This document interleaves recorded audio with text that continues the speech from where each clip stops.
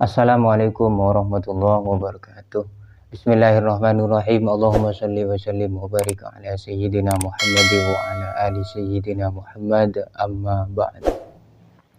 Akhirnya salah satu Ustadz Salafi Wahabi, yaitu Ustadz Firanda Andirja, mengakui adanya bid'ah hasanah, ya. Meskipun ya kata beliau bid'ah hasanah itu hanya sarana, ya, bukan ritual. Entah kesimpulan beliau ini kesimpulan dari mana, saya kurang paham juga. Tetapi intinya adalah beliau itu mengakui ada bid'ah hasanah dan membenarkan tentang bid'ah hasanah. Kita simak video pengakuan beliau. Apakah ada bid'ah yang baik? Benar, sebagian ulama menyebutkan ada istilah bid'ah hasanah, terutama ulama Syafi'iyah menyebut ada bid'ah yang mamduha, bid'ah yang terpuji. Ini seperti perkataan Imam Nawawi, perkataan Al-Iz bin Abdissalam, ya, kemudian Suyuti dan yang lainnya, ya. Tetapi kebanyakan yang mereka maksudkan dengan bid'ah hasanah adalah bukan yang berkaitan dengan ritual, tetapi berkaitan dengan sarana. Makanya Al-Iz bin Abdissalam, ya, dalam kitabnya Qawaidul Ahkam fi Masalihil Anam, tatkala dia membagi bid'ah menjadi 5, dan ini diikuti oleh Nawawi rahimahullahu taala, maka disebutkan bid'ah ada 5. Ada bid'ah wajib, ada bid'ah sunnah, ada bid'ah mubah, ada bid'ah makruh, ada bid'ah yang haram. Tatkala Anda baca pada bid'ah yang wajib dan bid'ah yang sunnah, ternyata yang dia contohkan bukan masalah ritual, tetapi perkara yang merupakan sarana. Contoh dia sebutkan masalah buat jembatan, ya, jembatan ya baik. Contohnya masalah buat pondok. Pondok ini berkaitan dengan masalah agama. Di zaman Nabi tidak ada pondok, ya. Tetapi ini berkaitan dengan apa? Sarana.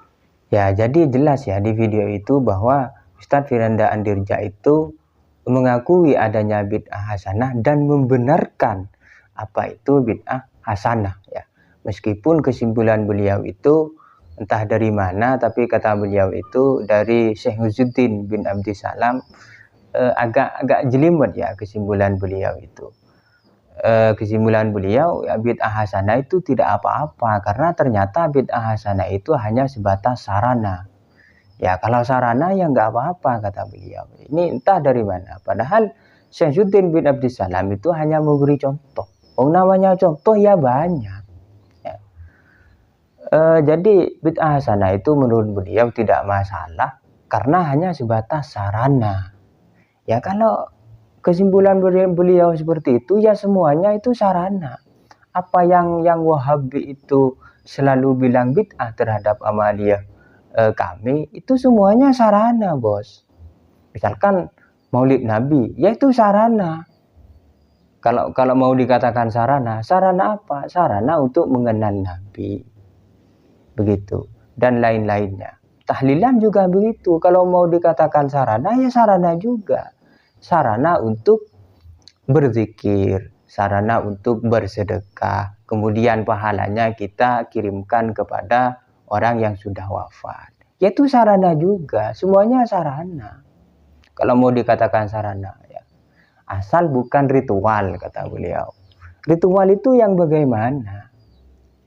Ritual itu yang bagaimana? Semua aktivitas kita itu sehari-hari yang berulang-ulang, itu bisa masuk ritual.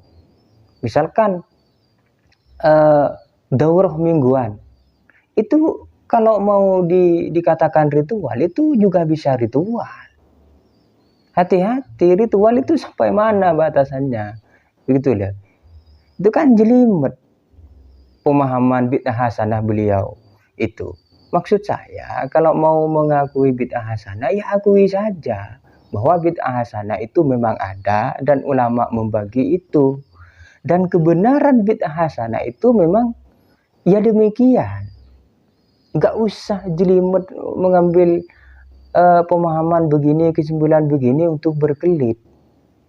Coba kalau definisi yang diambil atau yang dijelaskan oleh Imam Syafi'i, itu mudah. Itu mudah. Bid'ah hasanah itu kalau menurut Imam Syafi'i, fama wafaqas sunnah mahmudun. Kalau sesuai dengan sunnah, sesuatu hal yang baru, kalau sesuai dengan sunnah, itu mahmudun, itu bid'ah mahmudah atau bid'ah hasanah. Fama khalafa sunnah fahuwa mazmumun. Kalau bertolak belakang dengan sunnah itu mazmum, bid'ah mazmumah atau bid'ah sayyi'ah. Itu gampang kalau menurut beliau. Jadi hal yang baru itu tolak ukurnya itu bertentangan dengan syariat apa tidak. Kalau bertentangan ya bid'ah sayyi'ah. Kalau bersesuaian dengan syariah atau sunnah yaitu bid'ah mahmudah. Gampang kalau Imam Syafi'i itu. Sehingga bisa kita lihat misalkan tahlilan itu tidak ada yang bertentangan dengan sunnah. Tahlilan itu isinya apa? Baca Quran, zikir, baca sholawat, berdoa, bersedekah. Itu tidak ada yang menyelisihi sunnah sama sekali.